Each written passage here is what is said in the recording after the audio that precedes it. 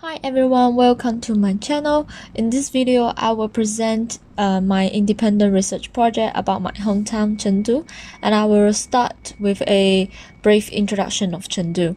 Chengdu is the fourth largest city and the capital of Western China, famous for being home to the giant panda and the spicy cuisine.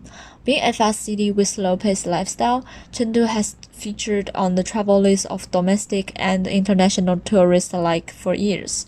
And also, Chengdu is designated as International Training Hub, city of choice for innovators in areas of science and technology. However, all this achievement cannot be built in one day. I will dive into the planning history of Chengdu and from its planning policies and development. I will then point out interesting phenomena that I found it's worth studying. You can see the change of the master plan from 1954 to present. You can clearly observe the urban sprawl throughout the time, and the boundary of the city is spreading to south regions where the land is more low-level ground, which is relatively easier for mega constructions, residential buildings, and economic activities. Also, the variety of the land use become more and more precise and detailed. And this is the zoning indication. Comparing the first map, now Chengdu has 4 more regions centered by the central region. And this map is showing the future direction of development. The shift of moving economic center to south regions left the central region with a tough problem. For example, young people move away from central to south for job seeking. Competitiveness of central region will decrease. With less consumption capabilities, many shops and facilities may not sustain itself. And other issues like aging building infrastructure, conservation of cultural and heritage districts, the application of smart technology, all these factors will highly influence the quality of life. As these issues getting more and more attention, government published 2 policies. One is rejuvenate street culture, and the other one is the upgrading project for old neighborhood.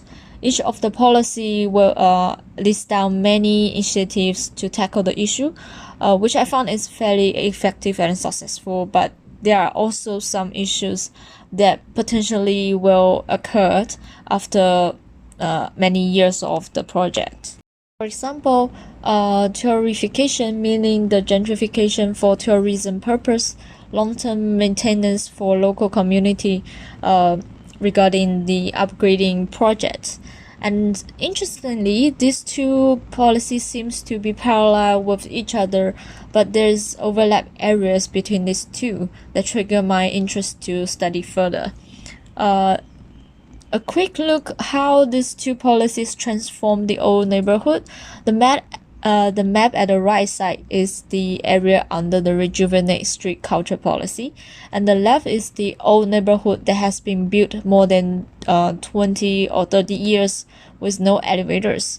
The interesting phenomenon is that most of the facade renovations is only for the front buildings that can be seen from the main street or the main road, while the inward buildings remain the same.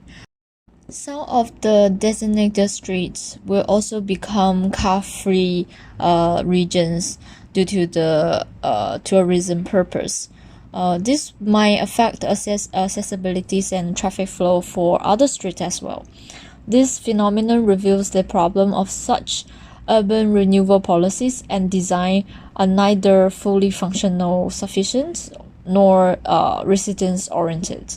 To study this project, I will use both qualitative method and quantitative method. The purpose of interview is to find out the emotion and the sentiments towards the policies, and for better understanding the impact of policies to the urban environment, geographical data analysis is good to provide multiple factors and to see their correlations, which will help me to develop my design ideas in a later stage. And of course, there are many challenges I will be facing in the process, especially for methodology. Apart from the IRB approval, both methods are time consuming, and due to COVID, it is difficult to conduct interviews for local residents. And since elderly people will be my main target, it is even more challenging to do online interview. So in the following month, in order to see the possibility of execution, I need to quickly decide the potential study site and then contact the interviewees. In terms of the data resource, I need to research more on how to work on local map and get useful data, because many of the data resources is not open for research. So this will be the end of my presentation. I would like to know your comment and suggestions. It will be super helpful, and thanks for watching.